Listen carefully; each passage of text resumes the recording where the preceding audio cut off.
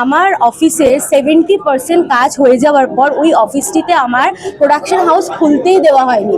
Because একজন heroine সে কি করে তোমার প্রডিউসার হয়ে যেতে পারে, মানে আমরা আউট অফ ফিল্মের প্যাশন থেকে ফাইন্যান্সার জোগাড় করি এবং ফাইন্যান্সারদের যখন আমরা নিয়ে এসে কাজ করি তখন যদি ধরো নিউ আলিপুরে ওই অফিসটা এখনো আছে, নিচে ব্যাংকের অফিস, ওপরে রেস্টুরেন্ট, তার উপর আমাদের প্রোডাকশন হাউস খোলার কথা হয়েছিল। কিন্তু যখন জানা গেছে যে এটা নিউ আলিপুরে কিভাবে কাটমানি খাওয়া তো আমরা জানি, এটা সুচন্দ্রা ভানিয়ার প্রোডাকশন হোস্টে মানে আন্দারটা টেবিল খাওয়া যাবে না, খাওয়া গেলে জানাজানি হয়ে যাবে, সেই জন্যই প্রোডাকশনসটা এখানে করা যাবে না, কারণ প্রোডাকশনসটা করলে অনেক কিছু ইলিগাল কাজ হতে পারে।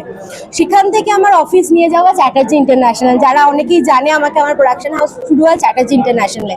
তারপরে আমি তখন ডিসাইড করি বা আমি বুঝতে পারি যে প্রোডাকশনসটাকে চালু করতে গেলে ফেডারেশনে এভরি রুলস মেনটেন করেই করতে হবে, না হলে কিন্তু ফিল্মটা কমপ্লিট করা বা রিলিজ করা ভেরি ডিফিকাল্ট জায়গায় পৌঁছবে। এক্স্যাক্টলি সেটাই হয়।